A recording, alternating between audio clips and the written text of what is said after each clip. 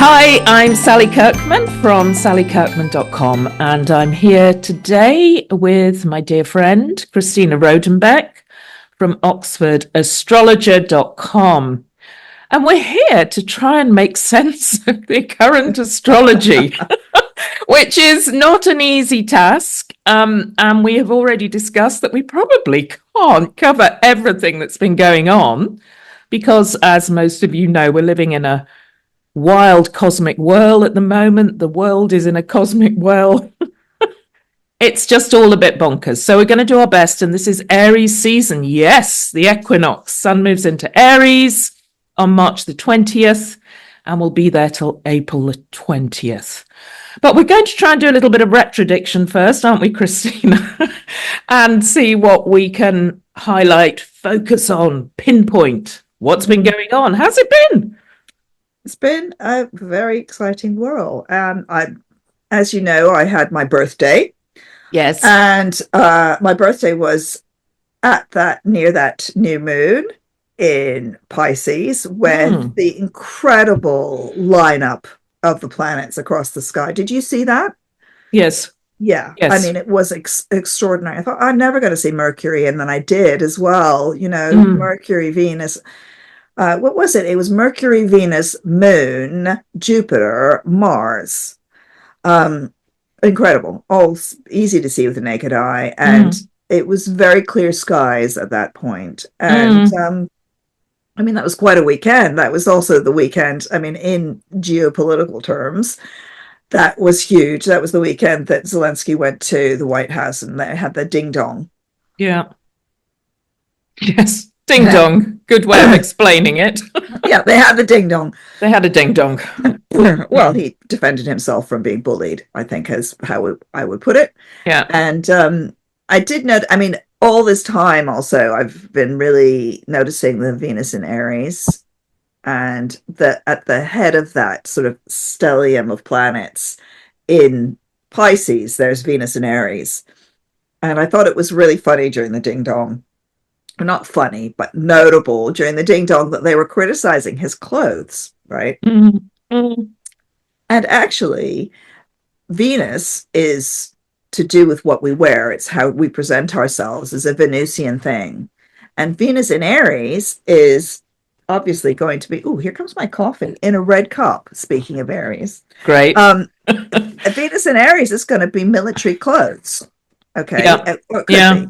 And so he's wearing the military clothes, and this causes it gives them fuel, fake fuel. Let's face it, it was all a setup. But I thought it was very interesting that he was embodying that Venus in Aries. It's like, this is what I wear, and how important the costume is that we wear. Yeah. Yeah, absolutely. Absolutely. And actually that you need to consider your costume very carefully. And the end of Venus and Aries thing was, this has been the most intense, we had the most intense International Women's Day that I could actually remember in a very long time. Yeah. So I noticed that they had an incredible thing in Mexico where the president, Sheinbaum, did this, participated in a ceremony honoring women. And that obviously in Paris, there was that incredible feminine demonstration against fascism. Yeah. Really strident how this Venus retrograde in Aries. It's been quite prominent in the world. I mean, I kind of, I do the Oscars every year, predictions, which was March the 2nd. So again, with this lots of Pisces going on, and then the Venus retrograde in Aries, and it was you could see the themes of both. I mean, Conclave was one of the big films, and this was all the Pisces energy, particularly with the Saturn in Pisces. And also, when I was looking at it, this was the time that the Pope was in hospital. He was also in hospital. I think he's still there. I mean, he's 88, and I think he's still in hospital. He's now recovering from pneumonia. But when I was looking at the chart, it was, touch and go whether he was going to survive. So there was, it was interesting that Conclave was one of the big movies. But the other one, and the one that won Best Film, was Honora, which was about a sex worker. And there was quite a few Venus retrograde themes going on, you know, strong women. So it was like the Venus retrograde in Aries dominated that as well. Yeah, it was also quite a weird choice for Best Picture, wasn't it? Yeah. Which is also Venus retrograde. It's like, oh, what? What were we thinking? Which is something that happens during Venus retrograde, guys. Just so you know, she continues to be retrograde in Aries till the end of this month, and then she goes into Pisces and is retrograde. Yeah, and we can sometimes make decisions that we regret during Venus retrograde. So, but we can also get out of decisions that we regretted previously. So. Yeah. That's that was an interesting Oscar's choice, was it not? It was. Yeah. Yes, it was. There's one other thing I want to say actually about that Venus retrograde, which is that I really notice the pushback in America against the current administration is really big, you know. And Venus retrograde is a loss of value, right? Retrograde Venus is about value. It's in Aries, which we might associate sometimes with fast cars, and a certain fast car or Ponzi car, a Tesla, their stocks have tumbled, and and also that the stock market is taking a big tumble. And I think that will continue.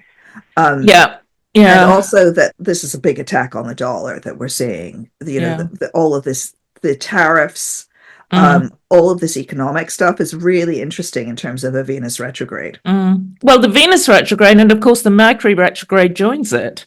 Well, it has by the time this podcast goes out. It's just on the verge of while we're recording it. But, you know, Mercury retrograde's often a time when stock markets are up and down. You know, it's about merchandise. It's about the markets, Mercury. So it's a double whammy of retrograde. So these, finances are going to be up and down. I mean, on a personal level, I had a bonkers kind of, you know, it was on the Eclipse as well, where I had one email coming in saying that I'd been refunded 250 quid for one of the water companies leaving us without water last year. Hooray! I went, hooray! Yay! Yay! Yeah. And then about half an hour later, I got another email to say that my rent's going up. Boo! Yeah, boo! Right. And it just, I thought that's where we're at the moment. We're in this roller coaster. There are going to be wins, but there's also going to be losses. And finances are just, you know, crazy bonkers. And that is going to continue throughout this season. I think also it's breakup season again, you know, that is definitely evident as well. And it started, you know, with the Pisces new moon at the beginning of March. It will continue through this Venus retrograde and through these eclipses. So it's like a major breakup season, not just a little one, but I mean, I've been talking to people and there've been quite a lot of breakups. And, you know, my advice is definitely, if you want to break up, do it. And if you want to get out of a contract, do it, you know. Yeah, although you may change your mind when Venus and Mercury turn direct. You could, you could change your mind, and you could change your mind several times in the switchback. But if there's something if there's something that you've been thinking about for a long time that you wanted to get out of, like for, you know, a contract, for example, that's several years, or like a social contract of some kind, I think the timing is good. No, agreed. And it just, again, there's this toing and froing, isn't there? You know, when Venus turned retrograde again, which was right at the beginning of March, and my daughter moved to London, and then 2 days later she was back and she was living with me. And it's not going to work out doing that. I need to be here. And, you know, I thought, okay, great, she's here now. But I did think, it may be that this situation isn't stable for a while, and she's still kind of got 1 foot in London and 1 foot with me and isn't quite sure where she's going to be. And I expect that will continue throughout the whole Venus retrograde phase. Also, she's a Libra, she's ruled by Venus. So, you know, it's for her, it's this, where do I want to be? And I think a lot of us are feeling that, this kind of, you know, 1 foot in one camp, 1 foot in the other. It's just this it's a cosmic swirl. That's the best way Mm. I can describe what's going on at the moment. Yeah, it's interesting about speaking about sort of daughters doing stuff. My coming home, right? Mm. So Mm. my oldest daughter was in France. She was doing the ski season, and she didn't get her visa, right? Mm. Because Mm. Brexit, folks, has made it much more difficult. So she was actually doing that ski season the entire time that Mars was retrograde. When Mars went direct, she came Mm. home. Yeah, yeah, interesting, isn't it? And Yeah, and Mars in Cancer, the home and family sign. she's fine about it, and she's Cancer rising. Yeah. PS. And Mars is very sporty, so she actually what she did is she went there. She learned how to. She's a fantastic skier now. Mm. She's Mm. black slopes, Mm. flips, whatever. So there wasn't actually that much work, so she had quite a lot of time on the slopes. Yeah. So she had kind of a refresher with the Mars retrograde. Mars went direct, and it was time to come home. Yeah. Yeah. The other thing, just one more thing to say about that Venus retrograde, actually, because I mean, this It'll be ongoing, so I think it'll be also part of our discussion of the month ahead, right? yeah. But the other thing I noticed is that the whole Venus retrograde this time falls very close to Lent. I mean, Yeah. Lent is March 5th to April 17th, the Venus retrograde, March 2nd to April 13th. It's almost exactly there. So many people I know have given up sugar, which is Venus, sweet things. And, it's going back. I've got all this going on over my ascendant. My ascendant's early degrees Aries. And I too I've been actually on a bit of a sort of, health and fitness kind of putting things in place, strength training and getting a new Pilates class and looking more after myself. So there's been something going on again during this Venus retrograde. And Aries, it's about the body, isn't it? It's about the body. Body beautiful. Body beautiful. Body beautiful. I have to say, trying. I haven't done anything like that, Sally. Oh, okay. I've been flopping around, drinking coffee, eating eclairs, the usual kind of treating myself to having small treats, Okay. So, well, yeah, it can go either way. It can go either way. Yeah, I'm letting it all hang out. But then I am, I'm fully Pisces. I'm a fully paid up Pisces. Yeah. Yeah, my Aries ascendant is getting a lot of action right now. A lot of attention. So shall we leap into some astrology? Are we going to talk about Aries, or should we just talk about it as we go? First sign, winners, competitive. Yeah, they're the best, the first, the greatest, the whatever. Yeah. Pisces. What was I saying? Aries. Yeah. I would say one of the, Aries is the ram as well. It's the sheep, which is interesting, isn't it? Because you don't think of Aries as sort of sheep-like, but ram, that's that's got a little bit of chutzpah. Yeah, I would say it's the sign of chutzpah is Aries. And I think one of the things that people do not mention about Aries enough is they have a certain kind of innocence. Yes. I love about them. And that's my favorite Aries characteristic. It's like, oh, here I am in the world. How's that going to work out? And they're fresh. They bring freshness to any situation. They're not like us jaded people at the other end of the Zodiac. Yeah. Send the Pisces to the Scorpio. But they have the freshness. Yeah. And that is, I think that's so important, Christina, at the moment, because, Aries, ruled by Mars, god of war. We've got so much going on in Aries at the moment that we're thinking of that. But for me, Aries it's the newborn. It's, when we move to the equinox, the sun moves into Aries, it's the newborn. And they look at life often like a newborn, like they're seeing it for the first time. So, the fool in the tarot pack, I often think of that. It's got his little dog and a knapsack and he's off, on a new journey. And the card is 0. So, that 0 degrees Aries that is so key at the moment. And I think that's important. It brings something new and you're able to see things. It's like the fog clears, that Pisces fog clears and you've got a new vista. And I think it's really important to keep that in mind as we move into this Pisces Aries Fulcrum. cosmic, yeah, Yeah. fulcrum, vortex, whatever it is we're going into, and we're still we're in. we're in it. I mean, we're not Yeah. even going into it. We're fully in the middle of the turmoil now as we're recording Mm. this. Um, and I would suggest to people it's quite handy just to talk to your Aries friends Yeah. and see what comes out of their mouth, because they may have something very original or some attitude that's very, some insight actually, Mm. because this is around their stuff. Yeah.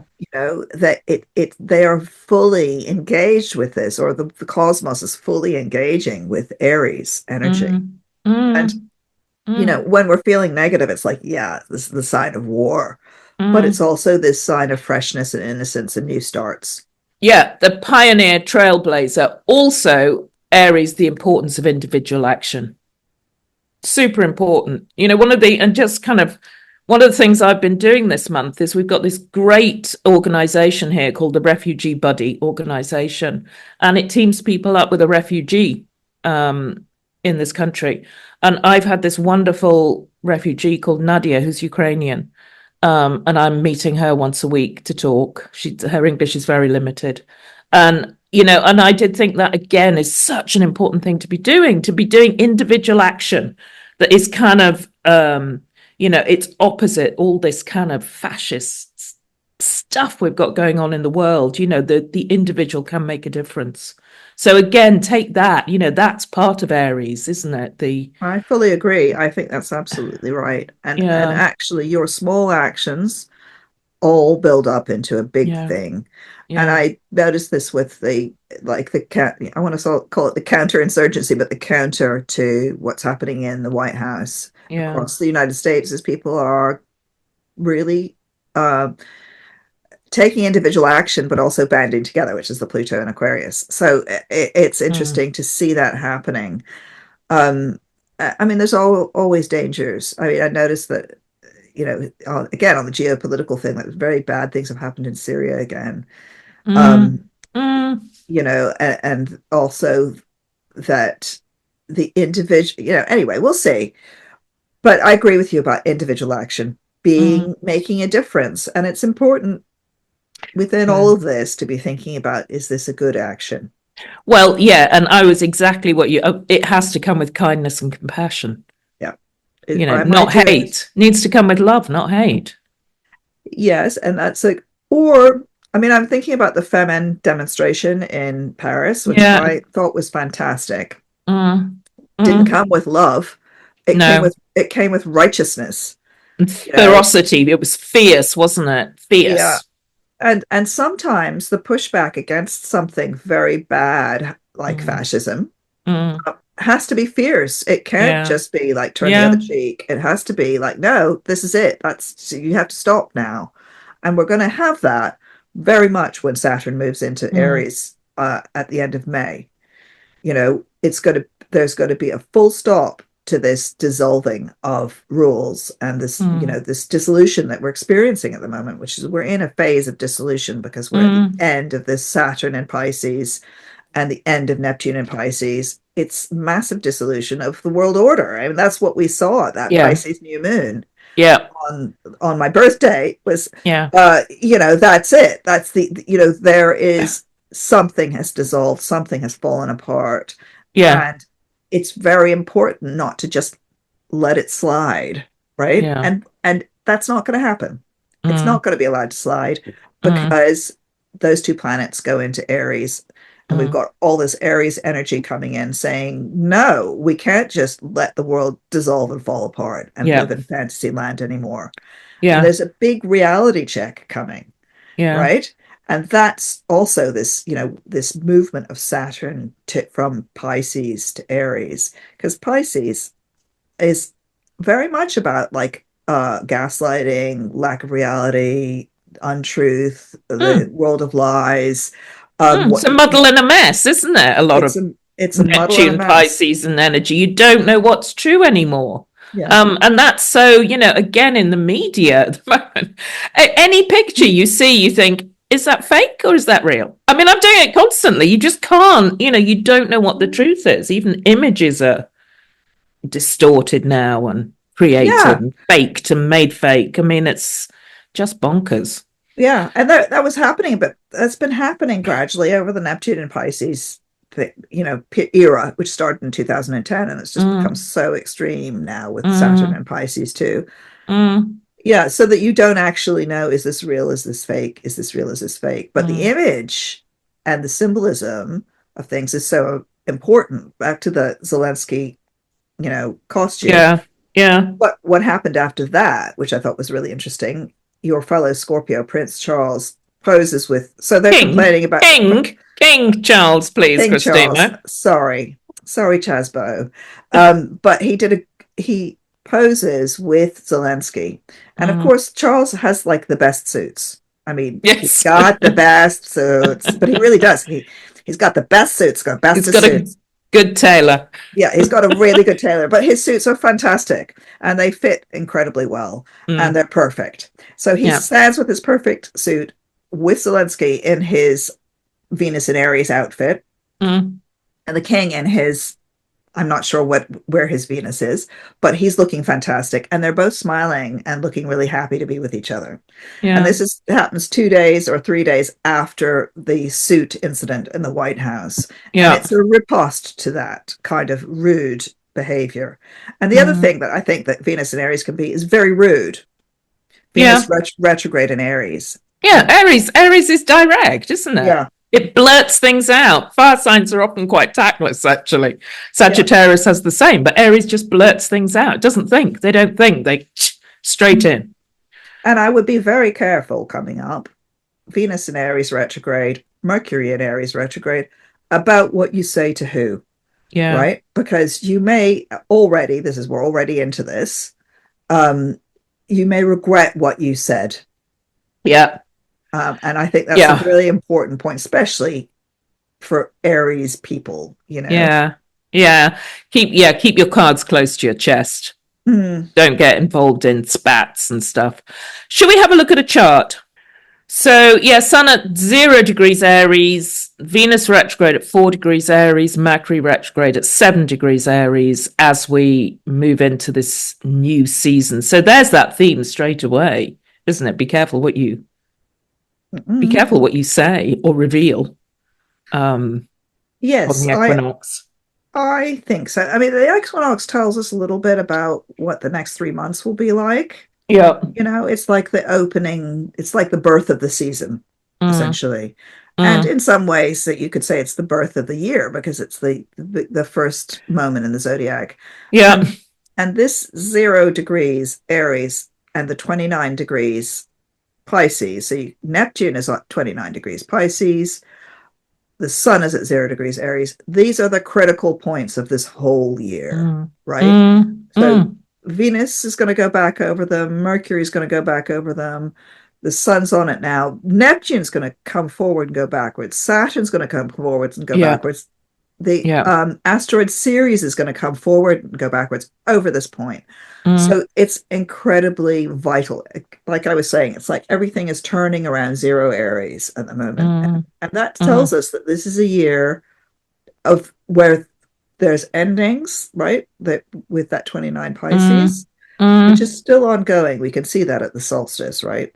Sorry, not the solstice, the equinox. We can see this equinox chart. Yeah. It's got this Neptunian ending, which is like, in some ways, would you say that might be kind of things fizzling out rather than ending with a bang? Yeah, I mean, Neptune dissolves. It dissolves what it touches. It doesn't do things with a bang. So yeah, I do think that with the Neptune, it might be different to see what happens when Saturn does that at the end of May. Exactly. That's a different energy. But this is, and I kind of feel, it's really the Sun Neptune conjunction here, 0 Aries, 29 Pisces, is so powerful. We're having this all year, and this will only actually complete at the beginning of next year, January, February next year. when we get the Saturn Neptune conjunction at 0 Aries. But we're right in the midst of it now. I think as well, it's kind of the veil being pulled away. It's that veil of illusion of Neptune. We're starting to see all the lies. We're starting to see all the, what's going on behind the scenes.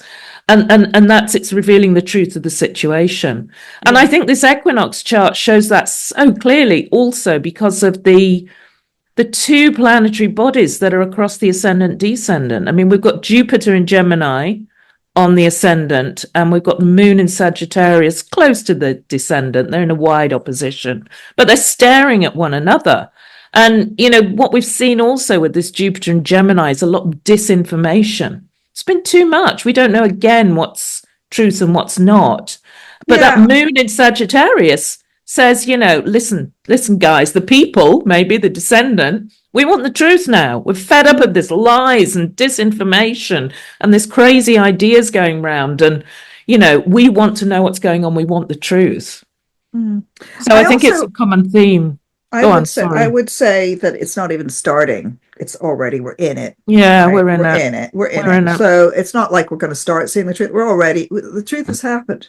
Right. And I have to say that's one of the things that I found quite a strangely optimistic about the mess that is happening, is that we can stop pretending that's, we can stop the gaslighting. Right. And because the truth is coming. And there's been a lot of disinformation, yes, but there's been a lot of information as well. Right. So there's been really excellent reporting. And this is one of the things that I'm much enjoying at the moment, is listening to a lot of different points of view on podcasts. Because there's a lot of information out there. You do have to actually take action and sort it out yourself.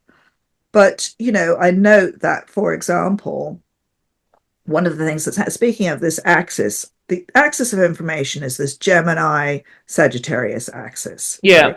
And I note that people, I can't remember if it's people under 50 or something, or under 40, they listen to podcasts.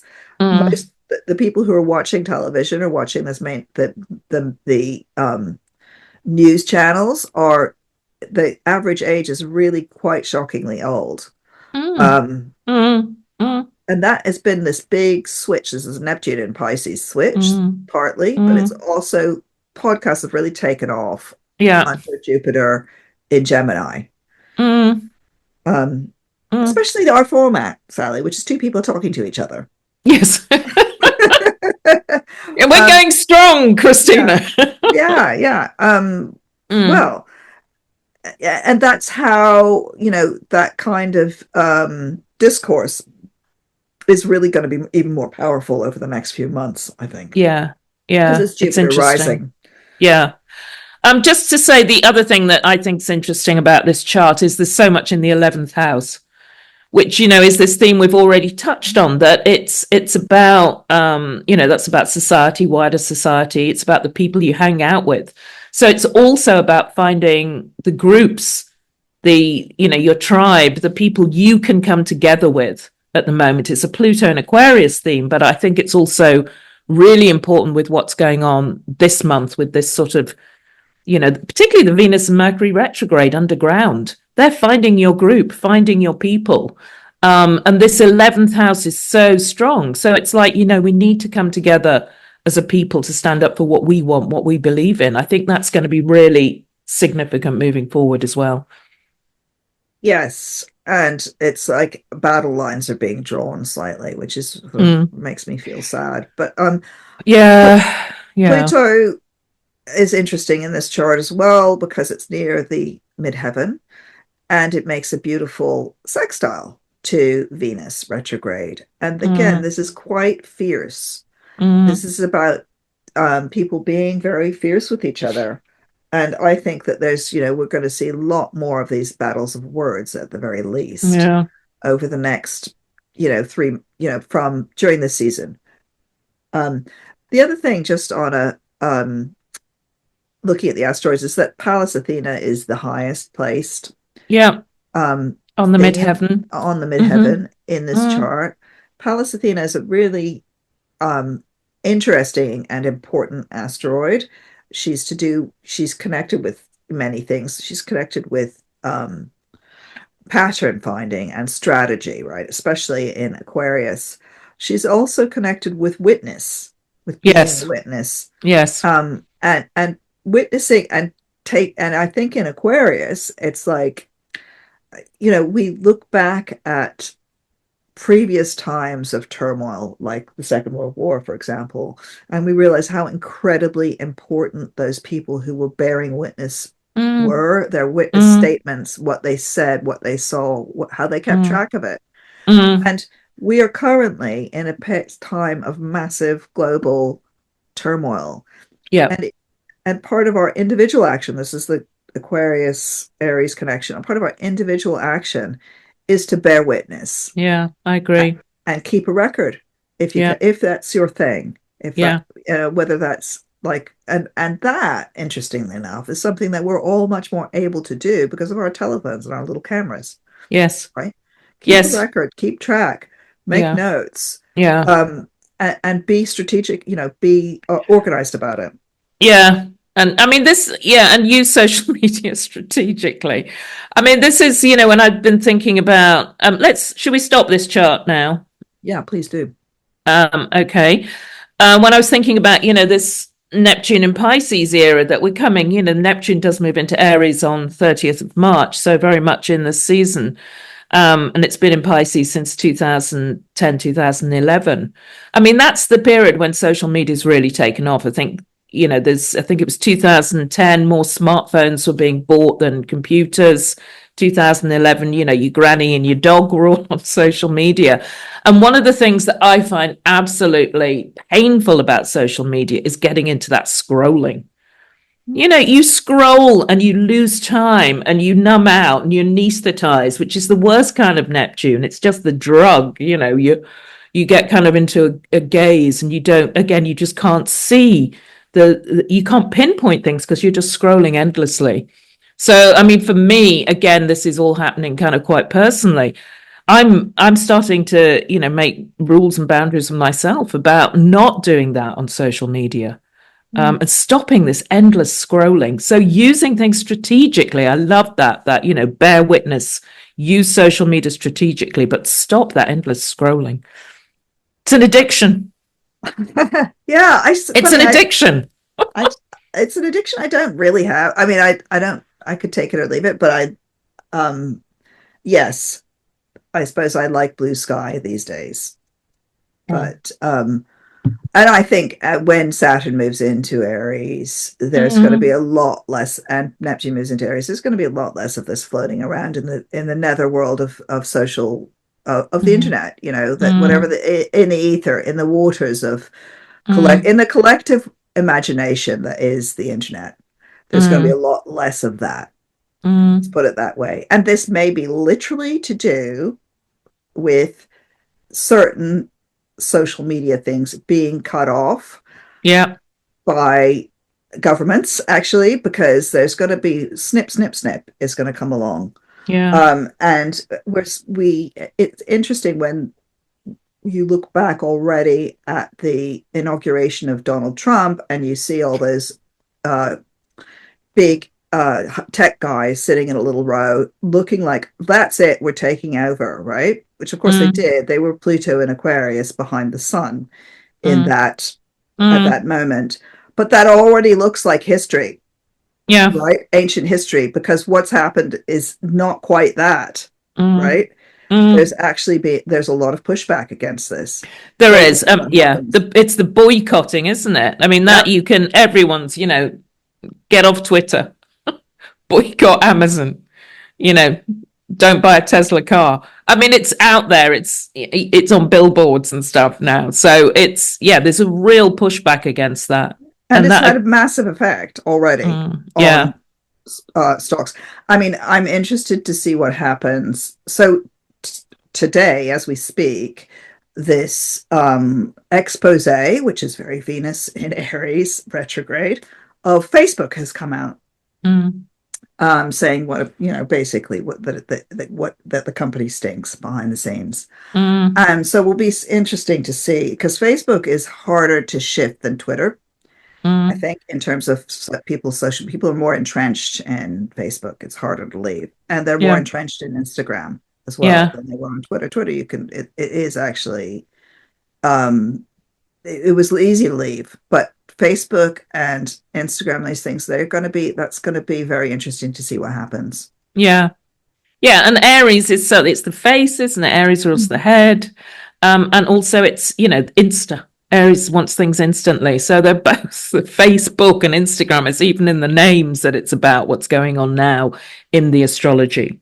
So, and the Pluto in Aquarius, I mean, this is going to change tech and social media, isn't it? We were talking about that when Pluto went into Aquarius. It's going to completely, some things will be destroyed and there's new things coming in its place.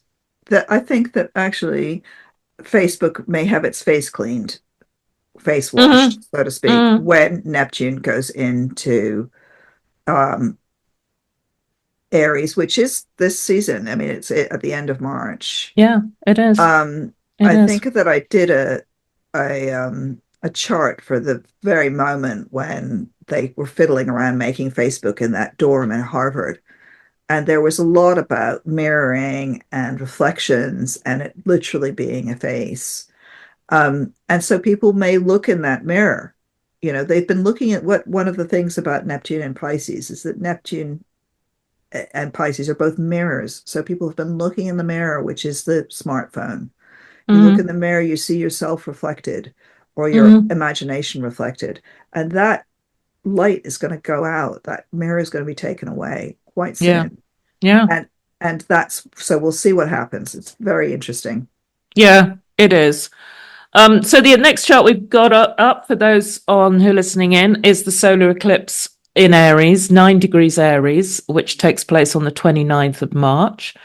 I mean, a solar eclipse, it's a new moon, turbo powered new moon, so it's a symbol of new beginnings. But this eclipse is the last eclipse in the Aries Libra cycle, which began in April 2023. So even though it's a new moon, it's likely that some things are coming to an end under this eclipse as well. And let me just interject there and say, you think that about new moons, but I don't. We always disagree on this. New moons for me are always like an ending. Something Okay. ends, not begins after the new moon. But anyway, Okay. yes. None of this new stuff for me. I know I always interject that, but I feel like I have to. Well, we have to disagree about something, Sally. we Come do have to on. disagree. And for me, there's for me setting my intentions and making a wish, if we're going to do that, I always do it when I see the crescent moon in the night sky. Which is actually when it's visible, after. which is the day or two after. So yeah. So we secretly agree. So we secretly agree, although I think we should have some things to disagree about too in Aries season, for goodness sake, come on. Yeah. But isn't it interesting that speaking of zero Aries, this pivotal fulcrum-y thing that we're obsessing about, this point, this degree, there is Mercury on zero Aries. There is Neptune at 29 Pisces, just about to sort of like swallow that Mercury retrograde. Yeah. It's fascinating. The astrology of this end of March is fascinating because, at this point at the eclipse, Venus is back in Pisces. She goes back into Pisces on March the 27th. And then we get Mercury going back into Pisces as well. Both of them meet Neptune. So there's this real strong Neptunian energy in this last few days. And they meet up with Neptune in Pisces just before Neptune moves into Aries on March the 30th. Yeah. It's an incredible, there's this real flow, isn't there? And I think some things under the solar eclipse they may not happen, because there have to be more talks, more negotiations. Something stops the action. There's this kind of, okay, we're not having that. We're going back here. Yeah. Just wait. The timing's not right. And there's some kind of negotiations or talks that stop the action. That's kind of the feel that I have of this critting and crossing. Yeah. Oops, I changed my mind. I'm not going to do those tariffs again. Well, I mean, talk about someone who chops and changes their mind. Crikey. It's perfect for this season, isn't it? Oh, well, I changed my mind. Just to mention that this 9 degree of Aries is exactly where both Mercury and Venus began their retrograde from. So that again, it's so fascinating how it all is interlocking in this incredibly complex way. And I mean, I suppose we should actually mention how this is, for different signs, this is going to mean different things. Yeah. So, obviously for Libra, this is all around relationships. There may be a significant relationship that is coming to an end at this eclipse, I think. I mean, for Cancer, a significant period of work may be coming to an end. Yeah. Or the opposite. Exactly. Something ends and something begins. It could be something new starting. I mean, what I like about this eclipse, it's got a background of a muddle and a mess, but it's kind of quite a pure eclipse in a way. There's a purity to it. That sun and moon are, they're holding court there at 9 degrees Aries. So they're powerful. They're seeding something. So for Aries, so it may be that you've got things going on, that you're sowing seeds during this retrograde phase that you're ready to shoot out at some point. For Aries, it's very personal stuff. And also the other thing with Aries, and this is very relevant to me as well, because it's ruled by Mars, this eclipse, and Mars is in Cancer. It's going to stay in Cancer and it's retracing its steps. It'll be there for the whole of Aries season. So, one of the things for Aries is they're going to probably be thinking about home and family, new beginnings at home. And that's relevant to what I was talking about at the start of this podcast. Well, do you know what? I don't think that's just Aries that are going to be thinking like that. I actually think I think Capricorn and Cancer are also thinking about home at this eclipse, and maybe home in a big sense. So I'm afraid there's going to be a surge of nationalism, because home can mean like the house that you live in. It can mean your tribe, or it can be your nation. Right. It's what you there's a tribal feel around this. So I think that there's a lot of bracing together, so to speak. I'm thinking of, and I agree with you about that there's stuff that hasn't been thought through, that's going to be, people are going to be going backwards around this eclipse because of that backwards Mercury and because of that backwards Venus. And there's stuff that needs to be finished off that has not been finished, and that is stopping the forward surge of this. But there's another part to this, which is that because it's the last eclipse in this Libra and Aries series that began about 18 months, 2 years ago, there may be some process that you've been doing. So, for example, say Leo, like you've been doing a degree and you finally complete the degree at this point. Like you've been trying to get this degree done and finally it happens. Or for Sagittarius, there's maybe some art project or some entrepreneurial thing that you get the pieces in place. It may be a bit delayed now, but basically you've got it done.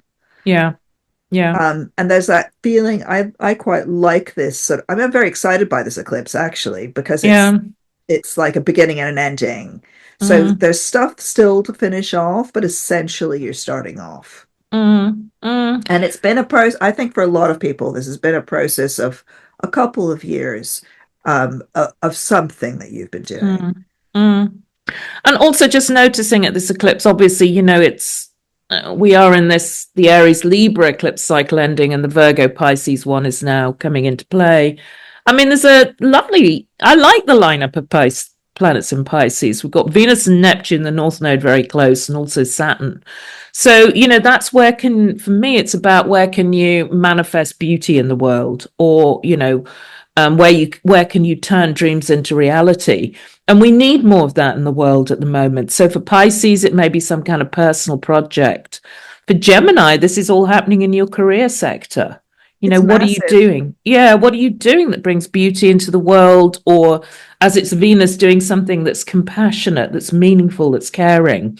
That Pisces energy is, again, strong and kind of a nice antidote to more challenging.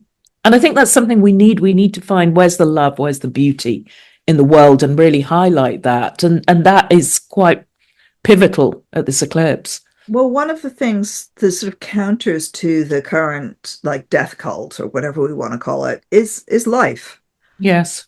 Is life Yes. and art, you know, Yeah. and there's nothing more powerful than, you know, making new things, making things grow. And this is, you know, we're at the kind of equinox, we're at this moment of spring in the Mm, northern hemisphere. mm, Um, and I feel that, and I love the Venus Neptune conjunction. It's mm, make beauty, you know, make something grow, make your garden grow, have babies, make love, you know, mm, and that is the counter to this sort of negative, this apocalyptic nonsense that we're having mm. thrown at us. Yeah. I mean, it is new life. Yeah. It's a time that, I mean, that's the sun's move into Aries, is the sap is rising, Mm. isn't it? It's the birds and the bees are getting busy. It's kind of, things are coming into life. So, I mean, remember that as well. Remember the vitality and life giving nature of Aries. Um, it's not just about blooming war. Mm. I have to say, there was a lovely social media clip that went viral, which was an older lady, and I can't remember who she was, but it was nobody wins a war, everybody loses, nobody wins, absolutely nobody. And it's just kind of, yeah, that's right. Mm. Oh, goodness. Yeah. And then, I mean, I suppose what some people are saying with this Aries energy is that sometimes you have to stand up Mm. to bullies, Yes. you know. And it's interesting, it's like, how do you stand up? And I think actually Neptune can be quite an overwhelming force Mm. um, when it, you know, as gathering. I think it's gathering a huge amount of energy as it's standing at the very last degree of the zodiac, and it's Mm. going to come pouring into um, Aries on that, you know, on the 30th of March. So just Yeah. after this eclipse, it's incredible. You Yeah. know, it's going to come pouring in, and we're going to see something quite, I mean, quite big happening, I think, Mm. as it, because it's been, if you think about it in a kind of longer term way, it's been since the about 1860, since that it's been gathering the force of the entire zodiac, Yeah. rolling around, rolling through the zodiac, and now it's ready to pour into the new, um, Mm. this new phase that we're going into. Yeah. Yeah. And I wonder, I mean, it'd be interesting to see who emerges at Yeah. that time as well, because it can be about leaders, can't it? There's a salvation or a savior. I'm not saying Jesus is coming. I'm not going. I'm not going there. But there's. It's like, who's coming in to actually bring something that we need in this world? Who's coming in? Who's the leader? Who's emerging? So look for that as well this month. And who's going to be sacrificed? And who's going to be sacrificed too? Yeah, This, salvation and sacrifice is Neptune. yeah, sacrifice. I mean, I would say there's that Neptune at the very end of Pisces has a very sacrificial feel Yeah. to it. So you know, that's I'm not sure how I feel about that, but Mm, there it mm, is. There yeah. it is. And that is really important. So for Virgos, for instance, you've had a long period, Virgo, of Neptune in your opposite sign, your sign of relationship, Mm, 2010 until here we are at this eclipse, and then the following day, Neptune moves on, and you may feel like suddenly, oh my God, I was in a dream, mm, um, and now I see reality, and it may be amazing, maybe even better. It's like it's been washed clean by the rain. mm, It may be that you see reality and think, oh, what was that all about? What was that? Why, why did I think that person was so wonderful? yeah. Yeah. Um, Yeah. And in a similar way for Sagittarius with family, it's the same for Sagittarius. Pisces is your family sector. So what's shifting and changing then? How are you seeing people in a new light, or how are you seeing the situation in a new light? With this toing and froing from Pisces into Aries. and I would say, I mean, I find that Neptune is often involved with falling in love. And Mm, a lot of astrologers say, oh, that's, it's an illusion, blah, blah, blah. But of course it's an illusion. That's what yeah, you have to have with love. You fall in yeah. love because you have a story that you're telling, a magical story. Librans, you'll be so happy to hear that Neptune in your opposite sign of Aries, because of course Librans, as we know, are rather romantic. Mm, Um, in your opposite sign of Aries may bring in some magical lover, some magic mm, into your mm, relationships for the mm. next many, many, many years. Yeah, And this is just the beginning of that. So it's yeah. very kind of, it can be quite thrilling for Libans. I've noticed that several Virgos I know, have had a really wonderful love affair ongoing during this period. Mm, mm. Um, and and now it's Libra's turn for that. Yeah, and Neptune is the places we lose ourselves, isn't it? And romance and love is one of them, and that can be in a good way. It can be in a good way. Definitely. Um, If you don't have Neptune involved in when people fall in love, then it's not happening. yeah, yeah. It's that simple. To me anyway, the astrology is often that simple. It's like no Neptune, then you Mm, don't have enough illusion. yeah. And we're getting, with this Neptune moving into Aries at the end of March, it will be there until I think it moves back in September, doesn't it, into Pisces? Or is it later?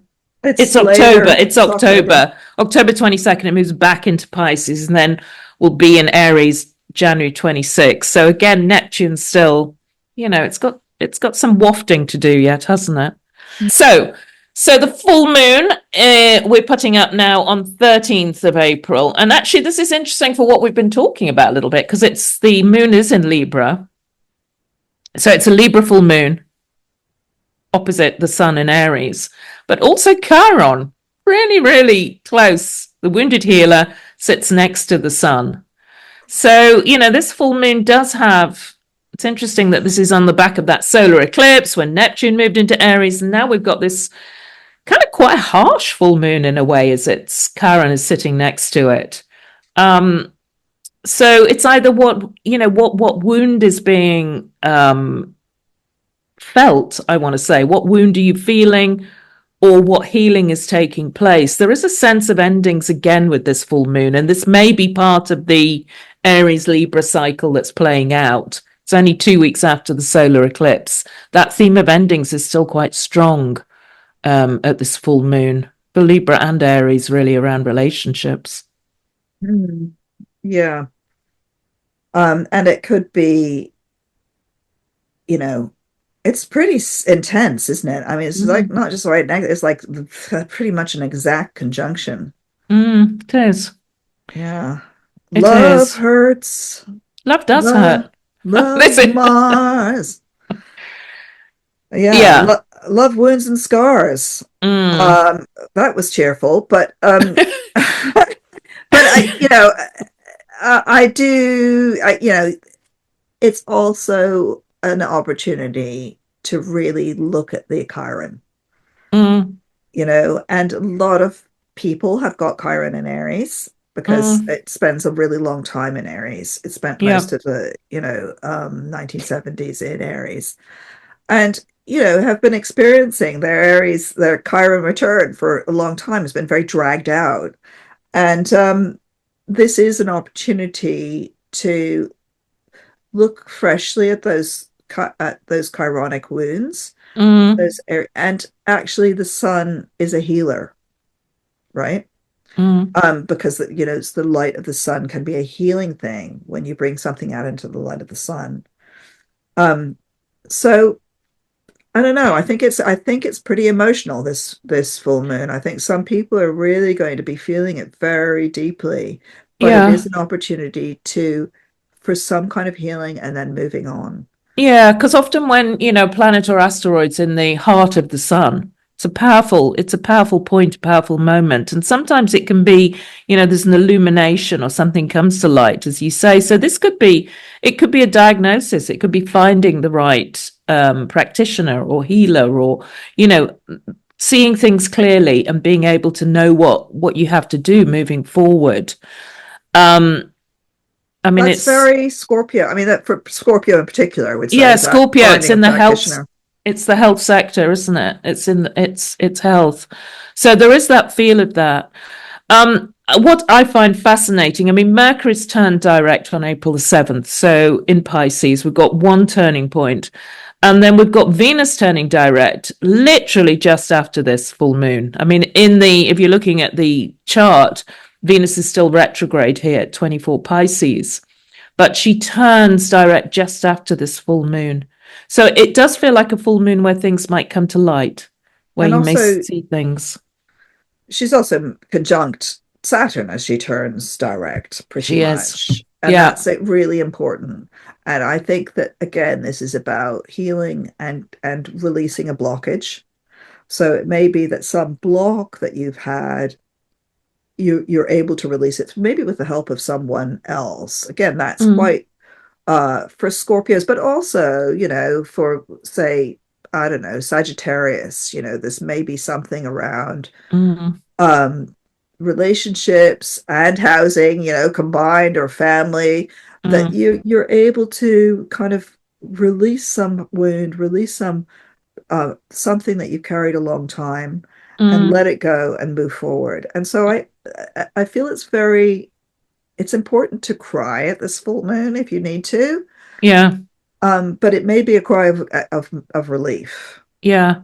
And the other thing that I think is important is that Saturn and Uranus are working together during this. They're both at 25 degrees, Saturn 25 Pisces, Uranus 25 Taurus, and they make their sextile exactly during this season on the 4th of April. So, for me, this theme is, and this is quite a common theme at the moment moving through eclipse season, sometimes things have to break down before you can break through. Sometimes things have to come to an end before you can see the light, open the door, move on. That may be relevant for Taurus with Uranus in your star sign. You kind of are able to break out of something. It might be a group or it might be a friendship that's turned sour. You're able to break out of it. Um, and Yeah. for Capricorn as well, this could be important. Perhaps relationships with siblings, relatives, or a child. You can see a way of breaking through something that's been stuck. So those two planets are working really well together in this as well. And it's likely to be emotional. I agree with that. There's a lot of Pisces energy. Yeah, I mean the the Saturn Uranus combo is pretty Mm, much really useful throughout this period, right? They're working really well together. They're both going direct. Um, there's a sort of practicality of Taurus and the dreams of Pisces, and it's like there may literally be some technological breakthroughs. You may have some mm, technical breakthroughs. Sort of particularly Taurians may come up with some brilliant ideas that actually work in a practical way that help a lot of people. mm, Um, so really, your ideas may be working really well. And this the same is true for Pisces. And I think that, that cooperation between those two signs, it really lifts this whole period and is yeah. one of the way. So we're in a muddle, we're in a mess, but one of the ways forward out of this is with the drive, the motor from that Saturn and Uranus working together. And Mm, you can see it that and at this lunation, Venus is really involved with that, right? yeah. It's like, say you're working with a team, and suddenly here's the Venusian person who comes along and really gives it some welly. So Mm, and adds, it's like you're designing computers, right? mm-hmm, And suddenly there's the Venusian thing, which is you get the interface looking good so people can actually use it. I'm mm, just thinking of Apple, when they actually made the mm, interface nice instead of horrible. Um, and that's the Venus element coming in. So if you're working, mm, and I think this applies to like everybody really, but if you're working on something that is innovative and practical, you may really reach a great point and yeah. ready to go with it, to move ahead with it now. Yeah, and it's really this full moon, isn't it? Because of Venus turning direct. I mean, it's the end of this double whammy retrograde, which has been challenging and tricky. I mean, it began the beginning of March. So, there is something coming full circle at this full moon, and you see your way forward. And it is, I think, on the back of this full moon. A full moon brings light and illumination. It is really now a good time to decide what you're going to do, to step forward, to bring things into creation in a way. It may be that you're ready to have that conversation, or you're ready to liaise with that person, or you're ready to join forces. But this is the turning point of this kind of quite tricky double whammy retrograde period too. I want to just mention, can I mention a couple of things here? First of all, that don't forget Taurus and Libra, that you're ruled by Libra. You're ruled by Venus. Taurus and Libra, that you're ruled by Venus, and that Venus is retrograde through this whole period. Okay.